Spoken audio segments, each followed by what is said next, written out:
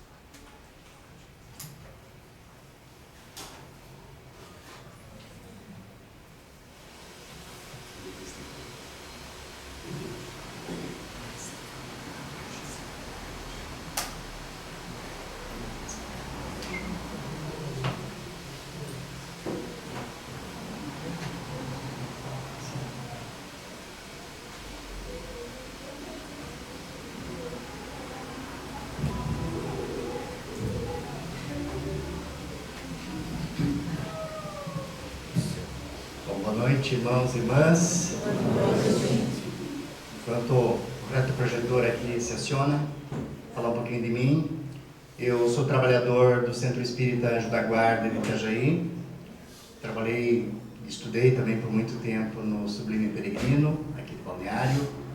Tenho feito palestras em várias casas. E a gente vai trazer um assunto hoje aqui, que assim que o sistema mostrar aí, mas tem uma relação com a abertura de hoje, que é o nosso tempo da vida. Vamos falar um pouquinho sobre o que é o tempo, né? Por que passa tão rápido o tempo na nossa vida? Deixa eu ver se eu consigo colocar aqui. Então, a gente reflete muito sobre isso, né? A nossa existência terrena. E hoje a gente vive num corre-corre, né? Todo mundo está com pressa. Para todos os motivos é pressa, a palavra correria. Começou a segunda-feira, já estamos pensando na sexta-feira. Chegou a sexta, daí já é domingo à noite, já é segunda, tem que voltar a trabalhar. Iniciou-se as férias acabaram e eu nem percebi. Então o mundo está muito corrido, tudo está muito rápido, anda muito rápido. O nosso tempo aqui também passa muito rápido. Essa é a percepção que nós temos. Mas por que nós temos essa percepção, né? Nós sentimos pressa de receber promoção, de aumento, de salário. A pessoa entra num trabalho, numa empresa, já quer saber qual é o dia que vai ser promovida. Nem começou a trabalhar. Quando que eu vou receber minhas férias? E assim que a vida vai. Vivemos certa agonia quanto ao tempo, né? Vivemos angustiados, demorando nos servir naquilo que necessitamos e que desejamos. O tempo nos confunde. Uma hora de alegria parece que voa rapidinho, e uma hora de tristeza é longa, demora a passar, né? Bom, o tempo ele tem 3 formas de serem contadas, né? Tem o tempo cronológico, onde nós marcamos, né, através de calendários, de relógios. Tem o tempo de Deus e tem o tempo de cada um de nós. Então nós vamos falar um pouquinho sobre esses 3 pontos. Vamos iniciar então pelo tempo cronológico, que é o que nós mais conhecemos, né? Então o tempo cronológico, nós pensamos que controlamos, por isso que nós cronometramos o tempo, ou ao menos conseguimos entender sua passagem. E aí eu trouxe uma pequena história sobre o tempo cronológico. Então os babilônios, povo que viveu em 1950 a.C. a 1539 a.C., na Mesopotâmia, foram os primeiros a marcar a passagem do tempo. Então lá naquela época, lá 1950, é os registros que tem, né, começaram a marcar o tempo. E um dos relógios que foi criado na época lá chamava clepsidra, nome um pouquinho estranho, né? Ele foi criado em 1400 a.C. e é conhecido como relógio de água. Aqui não vou entrar no detalhe da funcionalidade de cada um, né? O objetivo da palestra não é esse, né? Depois criou-se o relógio de vela, que foi criado no meados do século 700, século 17, né? 18, aliás, de 800. E era composta apenas por uma vela. Então, acendia uma vela, a vela ia descendo e ia marcando o tempo. Veja como as pessoas humanas sempre foram buscando entender para cronometrar o tempo. Criou-se o relógio de sol, muito interessante. Até hoje existe esse relógio de sol. Em Caxias do Sul, tem um bairro, São Pelegrino, lá, que tem um relógio de sol do lado de uma igreja lá, que até hoje funciona e deve ter em outros locais por aí, né? Ele foi criado lá por volta de 1500 a.C. Também criou-se a ampulheta. Essa ampulheta é aquele instrumento que tem areia, né? Você vira ela de lado e ela vai contando o tempo, né? Depende do tamanho da ampulheta, é o tempo que ela demora para a areia descer toda, né? Então, isso também foi criado no século XVIII. Esse aqui é o relógio atômico. Esse é uma das invenções do homem mais, digamos assim, pontual. Ele foi criado em 1955, então não faz muitos anos, né? E é considerado um dos relógios mais precisos inventados já pelo homem.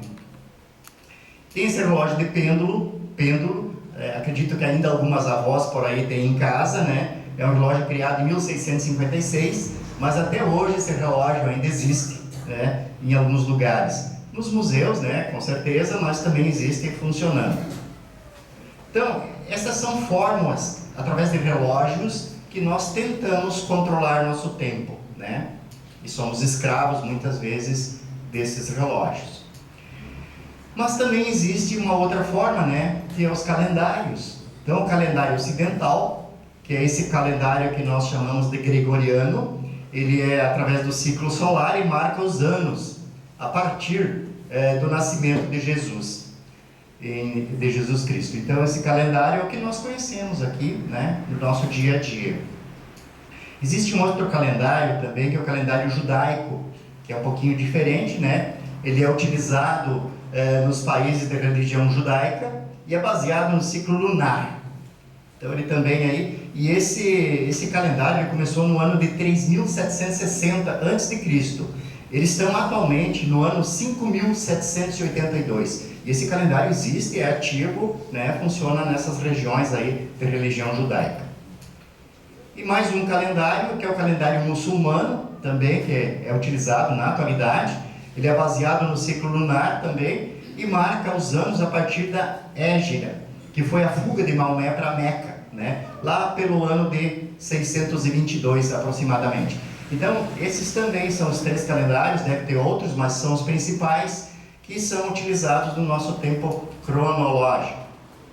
Mas, o que é mais importante na nossa vida?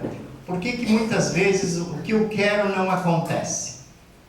Porque existe o tempo de Deus. E o tempo de Deus não é o nosso tempo, não é o seu tempo. O tempo de Deus é o tempo de Deus. Então nós vamos falar um pouquinho para nós entender o que quer dizer o tempo de Deus. O tempo de Deus é o tempo que se leva para alcançar ou perder algo que precisamos. Podemos esperar anos por uma graça. Está aguardando uma graça e essa graça não chega, né? Seja lá o motivo da graça. Que Deus somente nos dará no momento em que estivermos aptos a receber. Nós temos que ter merecimento. Se nós não tivermos merecimento, nós vamos continuar querendo.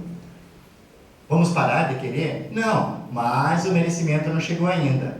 Não importa a nossa ansiedade, por mais ansiosos que nós podemos ficar, perturbados aguardando esta graça que a gente quer, se ela não está adequada ao tempo de Deus, não será recebida de imediato.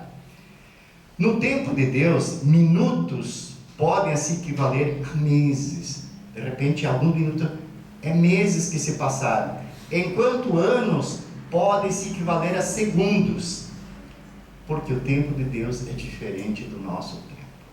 Nós estamos no mundo terrestre, na Terra. Deus está no universo. E o tempo de cada um de nós? Cada um de nós aqui tem um tempo diferente um do outro. Por quê? Alguns têm merecimento, alguns têm uma mediunidade mais apurada, alguns têm um estudo, se dedicam mais. Então, cada um de nós tem um tempo diferente. E o tempo de cada um é o tempo que cada indivíduo precisa para assimilar tudo o que acontece no tempo de Deus. Mas e como é que eu vou entender isso? Como é que eu vou conseguir entender que não é o meu tempo, que é o tempo de Deus para mim? É através da vivência. Através dos anos que a gente vai vivendo, a gente vai entendendo. É através dos entendimentos que nós vamos tendo, através do estudo. Neste momento eu falo do estudo do Evangelho, e eu começo a entender um pouco mais sobre o extrafísico, né? Não só do material, mas também do espiritual. Suas leis, Deus é eterna sabedoria. Suas leis, seus desígnios são inquestionáveis. Deus se encaixa no tempo cronológico. O tempo de cada um é que vai mostrar que tentar controlar o tempo de Deus é pura tolice. A gente não consegue controlar o tempo de Deus. Então, cada um de nós tem seu tempo, mas tem um ser superior que tem o domínio sobre o nosso tempo.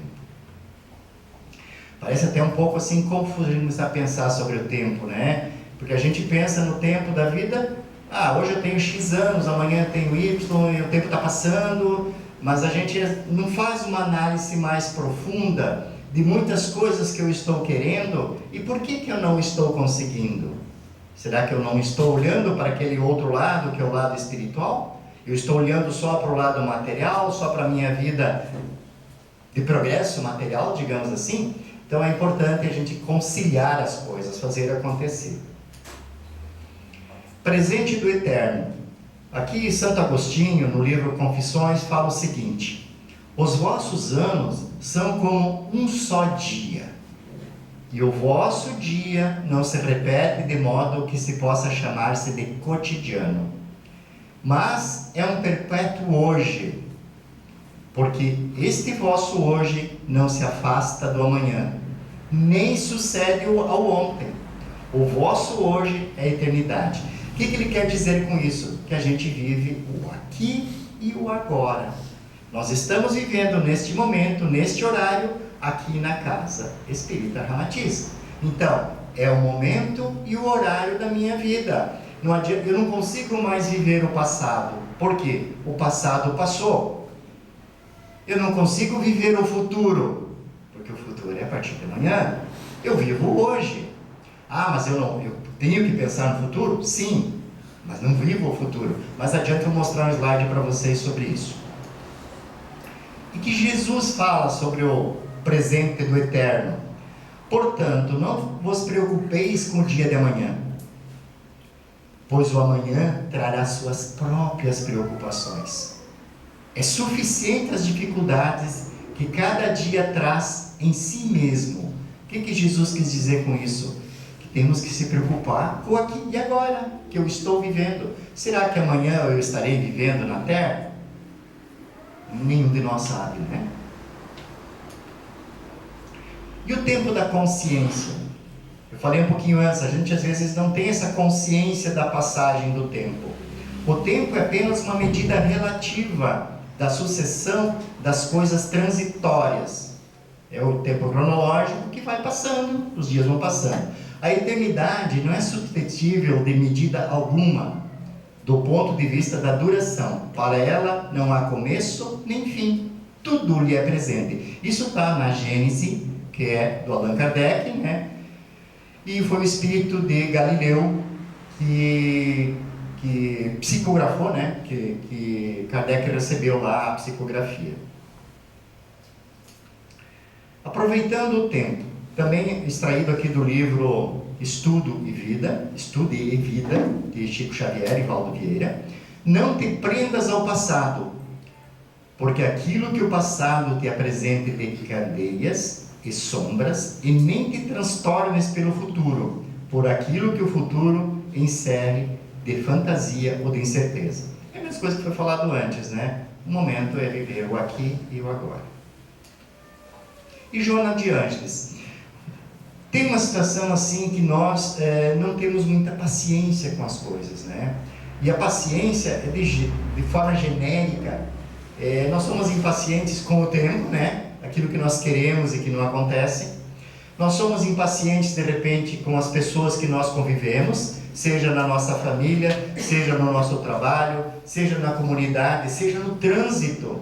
Quantas pessoas impacientes tem no trânsito? E o trânsito, cada dia está mais difícil, né? Quem anda de carro, de bicicleta, de motocicleta, sabe, ou a pé também, né? Que muitas pessoas são totalmente impacientes. Por quê? Porque querem voar, né? É a correria, como eu falei no início. Mas Joana de Ângeles fala para nós sobre a paciência. A paciência é a virtude que te auxiliará na conquista dos bens do corpo, da alma e da sociedade. Ela ensina a técnica de como se deve aguardar quando não se pode ter imediatamente. Ou seja, se eu não consigo, eu tenho que ter paciência para que aconteça, né? E o que se deseja? Jamais te irrites. Como é difícil, né? Não se irritar. A paciência te auxiliará a tudo vencer. Então, o que Joana de Ângeles afirma aqui? Joana de Ângeles é uma das mentoras, né, do Divaldo Franco. Ela afirma aqui que quando você tem paciência, as coisas vão acontecer no momento que você realmente tem o merecimento. Mas quando você é impaciente, você fica aguardando e acaba tendo aquele nervosismo, né? E acha que nunca vai acontecer. E aí perde o quê? A esperança, perde a fé e uma série de coisas. Paciência, aqui também do livro Celeiro de Bênçãos, que é do Divaldo Franco, pela Joana de Ângeles, mediante exercícios regulares de reflexão e contenção dos impulsos da personalidade inferior, plasmarás condicionamentos íntimos que imprimem calma e equilíbrio, culminando em harmonia interior, gerando a paciência. Então, eu acho que com o passar da vida, a gente aprende muita coisa. Eu sou uma pessoa impaciente, mas eu estou começando já há algum tempo, estou trabalhando muito isso, né? Uma que estou estudando bastante a doutrina espírita, tentando me aprofundar, tentando trabalhar e entender um pouco mais. Mas o passar dos anos faz com que a gente comece a entender um pouco mais as coisas e ser mais paciente com as coisas. Quando a gente é mais jovem, a gente quer que as coisas sejam mais rápidas, que tudo aconteça no nosso tempo, né, que nós estipulamos. Com o passar da idade, isso é uma experiência minha, a gente vai entendendo um pouco mais as coisas da vida, vai entendendo um pouquinho mais o tempo de Deus, que não é simples de entender. Nós humanos somos muito restritos no conhecimento, mas aos poucos a gente vai evoluindo. E a paciência faz com que a gente mude um pouquinho a nossa forma de agir. A verdadeira paciência é sempre uma exteriorização da alma, que realizou muito amor em si mesmo, para dá-lo a outrem, na exemplificação. Aquele que conquistou a paciência, conquistou a si mesmo. Foi o que eu falei, que eu, no meu exemplo, passando os anos, eu fui me conquistando, pelo menos com a paciência, para me conhecer um pouco mais, né? Isso também está no livro O Consolador, de Emmanuel. Trouxe vários pontos sobre a paciência, porque é o que a gente mais precisa hoje, né? A paciência resiste às más circunstâncias tendenciosas ocorrências. É confiante, gentil, otimista, sem que deixe de ser responsável. Ou seja, ser paciente não quer dizer, deixa que aconteça. Não é assim. Continua sendo responsável, porém paciente, né? Não é aquela história, deixa a vida me levar, a vida leva eu, né? Nada disso. Paciência também é irmã da fé. Veja bem, a fé é o número 1, é apenas 2 letrinhas, mas é a maior palavra que temos no dicionário português, como é que eu vou dizer? Na sua amplitude. A palavra só tem 2 letrinhas, a fé. Porquanto, todo aquele que crê, espera e confia tranquilamente.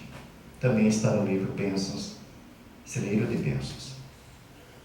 Bom, eu falei antes para vocês sobre o nosso tempo utilizado. Como nós utilizamos nosso tempo? Isso aqui eu extraí do livro O Poder do Entusiasmo, do Luiz Marins. Voltando. Então, assim, 75% do nosso tempo, 75%, em média, isso foi pesquisa feita, tá? Com metodologia e tudo, nós ficamos pensando no passado. Ah, mas se eu tivesse feito diferente como eu fiz, se eu tivesse feito aquilo, não tinha acontecido isso comigo. Ou pensando no passado também de coisas boas, por que não, né? Reviver coisas, mas o passado não volta mais. Então 75% em média, nossa mente está voltada para o passado. E 20% da nossa mente está para frente. Sempre pensando, né? O que vai acontecer amanhã? Eu me planejei, será que meu planejamento vai dar certo? Será que isso está correto? O que vai acontecer com fulano, com Beltrano? Se preocupando muitas vezes com os outros, né? E nem sempre contigo. E pasmem, somente 5% nós pensamos no aqui e agora. Somente 5% nós pensamos no hoje. Volto a repetir, isso é estatístico. Mas e como é que nós desperdiçamos nosso tempo? De que forma nós desperdiçamos o tempo? Nós ficamos pensando no que os outros pensam, né? Mas no que os outros pensam de quem? De nós. Eu estou aqui na frente falando, o que vocês estão pensando em mim? Para que gastar esse tempo, né? Não resolve nada. O que os outros falam, isso é normal, né? Mas o que estão falando de mim? Porque lá no grupo que eu participo, o que será que falam de mim? Ou lá no meu trabalho, o que estão falando? Será que eu estou desempenhando direitinho ou estão me criticando? Né? A gente gasta tempo com isso. O que agrega? Nada. O que os outros fazem, e tem muitas pessoas, né? A dita, entre aspas, fofoca, né? Contar, mas fulano de tal, fulana de tal, e achar assunto, né? Preciso de assunto, preciso conversar, tenho que ter um assunto. Se eu não tiver assunto, o que eu falo daí? O que agrega isso? Muitas vezes desagrega, né? E nós espíritas? Né? Eu entendo que quem está aqui assistindo a palestra, pelo menos está no caminho do espiritismo. Em nenhuma condição consumir o tempo com polêmicas. E nós estamos entrando numa fase agora aqui no Brasil muito polêmica, né? Que são as eleições. E conversações estéreis, ocupações fantasiosas e demasiado divertimento. Ou seja, tudo tem limites, né? Desperdiçar tempo é esbanjar patrimônio divino. Veja a importância dessa frase. Desperdiçar tempo é desperdiçar, esbanjar, melhor dizendo, patrimônio divino. Isso está no livro Conduta Espírita, de Valdo Vieira. Continuando sobre os espíritas. O tempo concedido ao espírito para uma reencarnação, por mais longa, é sempre curta. Então nós estamos aqui na face da Terra, como foi falado aqui no início da abertura hoje à noite, que nós estamos no mundo de provas e expiações. Quando nós estávamos lá no mundo espiritual, nós aceitamos muitas provas que hoje nós estamos passando aqui. E essas provas, eu esqueci. Por quê? Porque existe o véu do esquecimento. Né? Quando a gente nasce, quando a gente reencarna, a gente esquece. Porém, esquece em parte.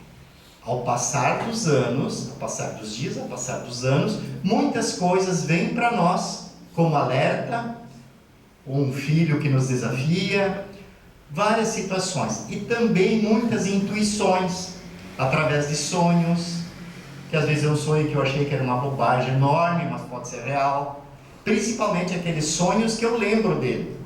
Os sonhos que eu não lembro, de repente não era para lembrar mesmo, mas os sonhos que eu lembro, tem que dar atenção, tá? E as expiações, o que é expiações? Expiações são erros do passado, principalmente de vidas passadas. E esses erros, eu venho para este mundo para corrigi-los. E eu me comprometi que ia corrigi-los. Mas quando a gente voltar para lá, vai ter um balanço lá para ver o que realmente a gente fez e o que a gente não fez, né? Só para concluir aqui, importante é sim o aproveitamento das horas. É um reforço, né, que a gente não deve desperdiçar nosso tempo. Na hora que não tiver nada para fazer, claro que existe um momento de descanso, né? Mas leia um livro. A vida é muito curta para ser pequena. Isso aqui foi um filósofo que falou lá no ano de 1700 mais ou menos, tá? Que a nossa vida, ela é muito curta para ser pequena. Mas o que é o pequeno? O pequeno é deixar a vida me levar, que a vida, né? Não é isso. O pequeno é você fazer as coisas para que você veio para este mundo. É não ficar acomodado. É buscar sempre o melhor para ti, buscar melhor para a tua família, buscar melhor para a comunidade que você convive. É praticar a caridade. Foi falado aqui antes também que a casa faz doações. É importante isso, trazer para casa as doações, que é a nossa caridade. Então, não faça a sua vida pequena. O que Allan Kardec fala aqui também sobre o tempo, né? Direcionado aos espíritas. Tendo a Terra chegada ao tempo marcado para que se torne morada de paz e felicidade, que eu acho que ainda está um pouco longe, né? Deus não quer que os maus espíritos encarnados continuem a causar-lhes perturbações, em prejuízo dos bons. É por isso que deverão desaparecer. Irão espiar o endurecimento de seus corações em outros mundos. A Terra está numa fase de regeneração, está começando. Então, pelo menos o que a gente tem lido e tem ouvido, existem pessoas, espíritos que vão ser transportados para mundos inferiores à Terra, né? Que vieram para cá e não souberam conduzir a vida com dignidade, com moral, etc. Bom, a reforma íntima foi comentado aqui também hoje. Somos o comandante desta aeronave chamada tempo. Então tenhamos consciência da realidade espiritual da vida, é ter consciência daquilo que eu estou vivendo, fazer minha reforma íntima. Condição de espíritos encarnados. Nós somos almas, né? Somos um espírito encarnado, que chama-se de alma. Objetivos superiores da vida na matéria. Não pensar só na matéria, né? Quem está aqui hoje não está pensando só na matéria, não. Está aqui na casa. Esforço de renovação interior e aperfeiçoamento moral da reforma íntima. Não busque ser melhor que os outros. Vejam bem essa frase. Não busque ser melhor que os outros, mas melhor do que você mesmo. Tente ser melhor que você foi ontem. Que cada dia que existe uma escada para a gente subir os degrauzinhos, que cada dia eu consigo dar um passo. Não sei se vai ser um degrau, mas que seja alguns centímetros, através da minha melhoria, da minha reforma íntima, da minha condição de estar melhor a cada dia. Falando um pouquinho mais da reforma íntima, é o processo de mudança interior que faz com que os seres encarnados tenham pensamento e ações que os levem a emanar boas energias, que os levarão ao tratamento do espírito, que contribuirá com sua saúde. A saúde aqui é no geral, pode ser do corpo físico, mas também nossa saúde espiritual. Bom, alguns tópicos aqui da reforma íntima na prática. Análise diária de nossas atitudes. Diariamente eu pensar como é que eu fui hoje. Na hora de botar a cabeça no travesseiro, o que eu fiz de bom e o que eu não fiz de bom. Conhecimento e vivência do Evangelho. Leituras edificantes. Pensamento positivo e mentalização do bem. Nosso pensamento às vezes voa, né? Então, procurar pensar no que é bom, inclusive para nós. Orar e vigiar. Sempre. Está numa situação delicada, está numa situação, peça para o teu mentor espiritual, faça uma prece, orai e vigiai. Evangelho no lar, pelo menos uma vez por semana, é importante. Prática da caridade, comentei antes, e Allan Kardec já diz o seguinte, fora da caridade não há salvação. Estudo, meditação, trabalho mediúnico, seguir o exemplo das grandes almas. Quem foram as grandes almas, né?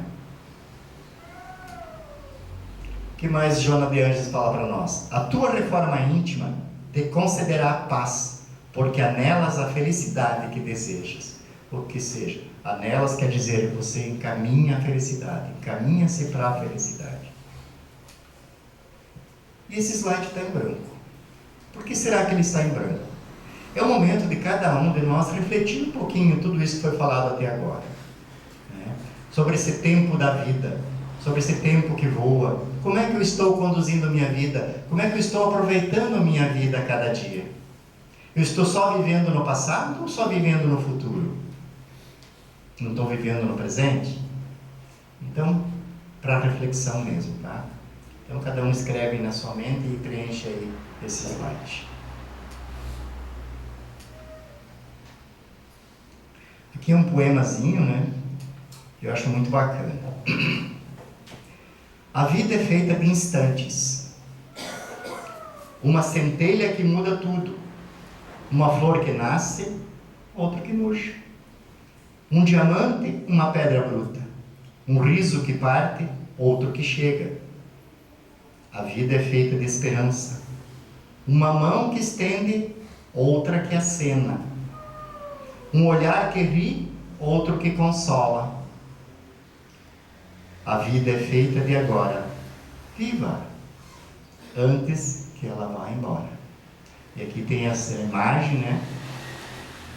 E para finalizar, uma reflexão final, que também é um poema, que ele está no livro Cura e Libertação. Não é ontem nem amanhã. É hoje a possibilidade. Porque passado e futuro não existem concretamente. Lembrem do tempo de Deus. E ninguém tem qualquer garantia que está encarnado neste planeta amanhã para fazer aquilo que deveria fazer hoje. Eu não diria que há muito desperdício de tempo. Digo que há muito desperdício de vida. São amores postergados, sonhos adiados, talentos enterrados e sentimentos ignorados. A vida passando agora bem de frente aos nossos olhos, e quase todos nós esperando alguma coisa que ainda irá acontecer. Quando a vida está acontecendo exatamente agora e amanhã, talvez não estejamos mais aqui para senti-la. Então, pessoal, meu convite é o seguinte: vamos viver a vida. Muito obrigado.